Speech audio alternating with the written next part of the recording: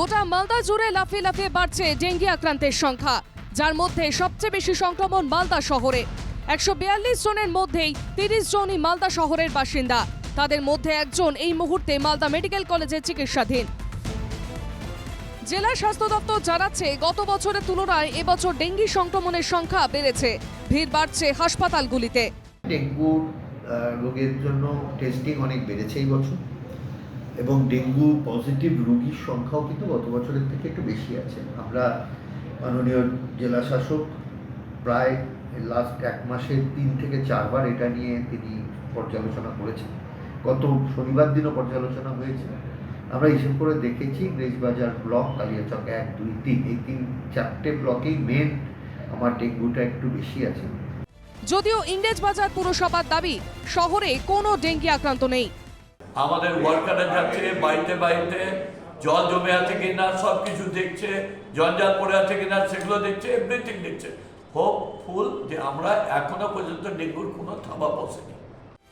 গত বছর 25টি পুরসভা এলাকায় মারাত্মকভাবে ডেঙ্গি ছড়িয়ে পড়েছিল। পুরসভার দাবি, ডেঙ্গি মোকাবিলায় এবার প্রথম থেকেই তারা সচেতন ছিলেন। পুরসভার তরফে যাবতীয় আগাম পদক্ষেপ গ্রহণ করেছেন তারা।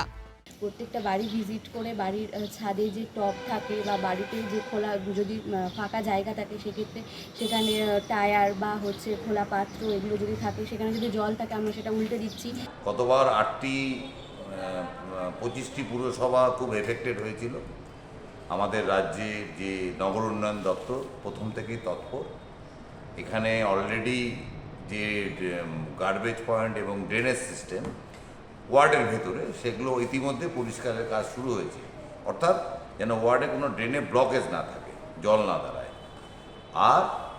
আর কিছুদিনের মধ্যে রাস্তার যে আমাদের যেগুলো বড় ড্রেন বলে আর কি, হাইড্রেন্টগুলো আমাদের পরিষ্কারের টেন্ডার হয়ে গেছে, কাজও শুরু হয়ে যাচ্ছে।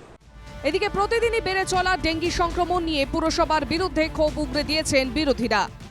অনেক রাস্তায় ময়লা পড়ে আছে, জলা জায়গাগুলোতে ডেঙ্গুর মশা, ম্যালেরিয়ার মশা ছড়িয়ে আছে, সেগুলো পরিষ্কার করা হচ্ছে না। বিভিন্ন বাঁধের ধারে, নদীর ধার, সেখানে জঙ্গল হয়ে আছে, জল জমে আছে, যেখানে ডেঙ্গুর লার্ভারা বিস্তৃতি লাভ করবে। তো পৌরসভার উচিত আরও বেশি এটাতে ইনিশিয়েটিভ নেওয়া। ডেঙ্গির এই বাড়বাড়ন্ত নিয়ে কিন্তু যথেষ্টই উদ্বিগ্ন জেলা স্বাস্থ্য দপ্তর এবং প্রশাসন। তাই ডেঙ্গি মোকাবিলা এখন বড় চ্যালেঞ্জ মালদা জেলা প্রশাসনের কাছে। মালদা থেকে সুমিত ঘোষের রিপোর্ট, NKTV বাংলা।